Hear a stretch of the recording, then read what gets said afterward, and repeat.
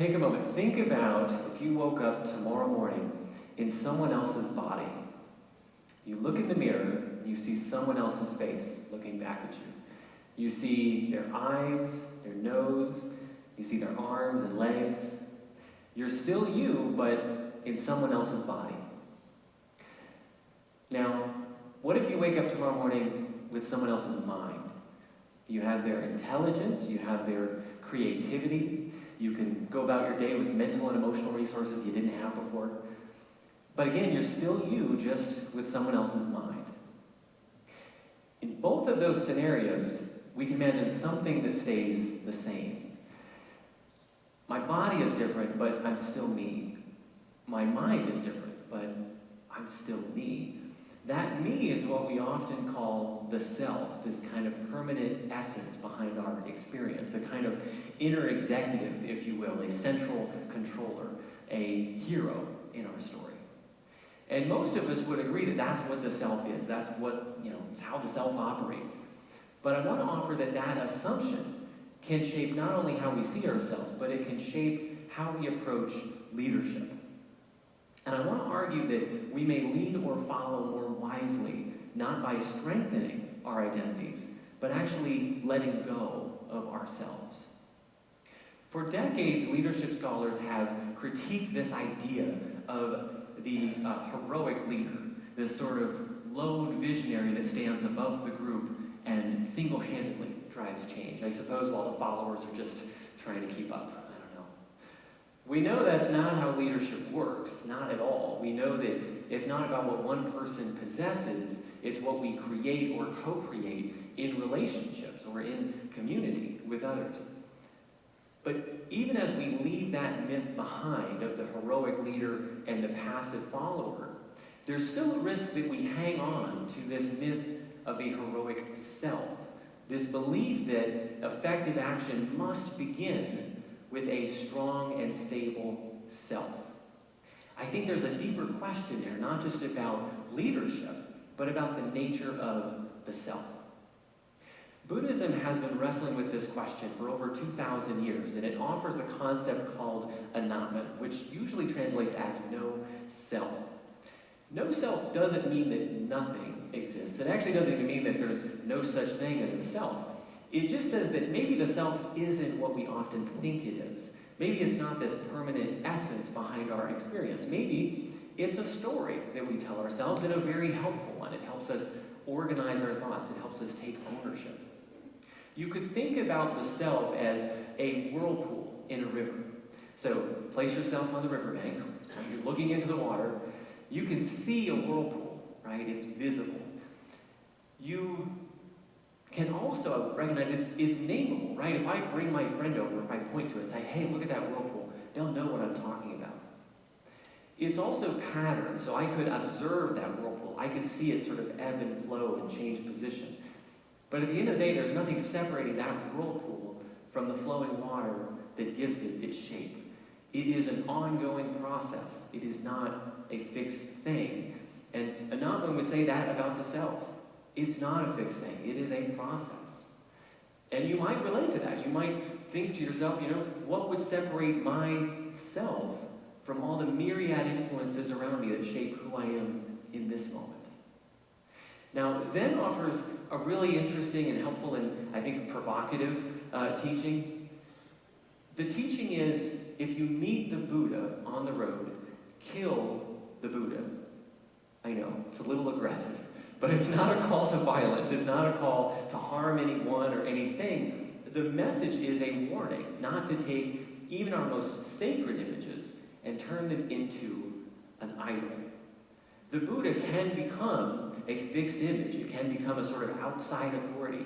It can become an identity, one that we want to protect and defend. Killing the Buddha, then, means freeing ourselves from that, letting go of any notion of something that is final or absolute, whether that is the perfect teacher or the perfect doctrine, or, as we're talking about today, that perfect version of ourselves. In the context of no self, it means not taking a living process and turning it into a fixed thing. It means not taking the self and turning it into an idol. And it doesn't mean that there aren't aspects of the self that are important and meaningful to us, right? We have values, we have voices, we have responsibilities. All things that we ought to hold lightly and not cling to. The thinking being that we want our commitments to guide our actions, not our self-image. So, what does this have to do with leadership? Why should leaders be thinking about this? If we consider the sort of leadership challenges that we're facing in modern society, it would seem quaint if I suggested to you, we need more of them fixed identities, more of them stable roles, that's the ticket. That's silly, that's absurd. We know that adaptability matters a whole lot more than certainty. Learning is more valuable than expertise. Being responsive is more important than being in control. But the heroic self works against all of those capacities. It says, build that identity, reinforce it, and then go out and apply that identity over and over and over again, no matter what challenge comes your way. And I would offer that is a recipe for a leader who is not able to adapt, who is less capable. Now, the alternative that anātman offers is not to do away with agency. It's not just this message of going with the flow, but it's relating to agency differently. So if you think about the self as a process, not as a thing, I show up differently as a leader. I'm not there to prove myself. There's no self to prove. I'm there focused on the situation and asking, well, what does this situation ask of me? What does it call for? It might be to step forward. It might be to step back.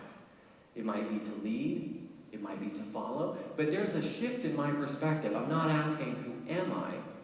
I'm asking, what does this moment ask of me? In that sense, leadership is always asking us to kill the Buddha within our own identity, to let go of any fixed image we may have of who we think we are. Now let's bring followers into this as well. In my research on ethical followership, I've had a chance to talk to many professionals who face a very difficult dilemma. What do you do when a leader asks you to do something unethical? What I have seen consistently is this moment of hesitation, where we as followers know that something's wrong. We feel it. We feel it in our bones, even if we can't put a name to it. But there's another voice that is louder, and that's a voice that might say, I'm new here. Or it might say something like, I'm not the person in charge. Or it might simply say, I don't want to be difficult.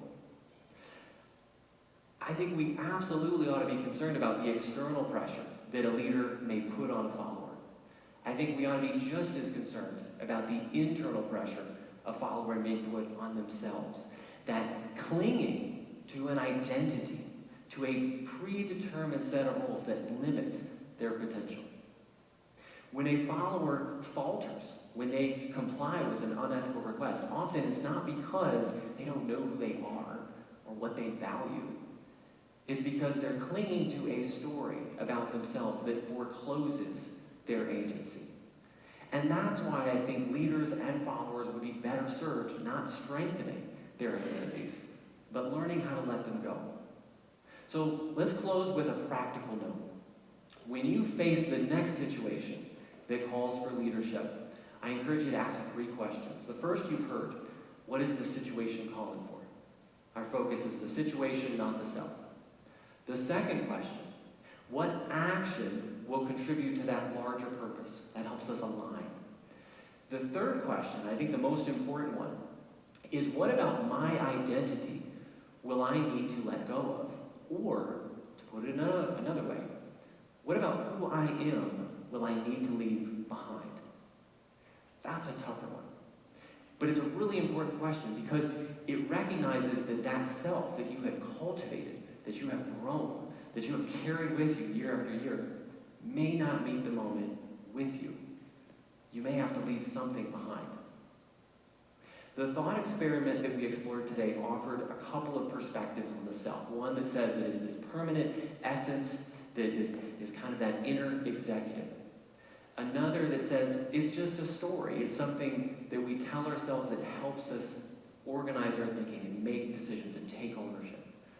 I don't think we'll settle that debate today. But I would encourage you to think about what holding that story lightly can accomplish. I think it can help us adapt and change. I think it can help us lead when we need to lead, follow when we need to follow. And ultimately, I think it will help leaders and followers address the sort of problems that we face today. Thank you.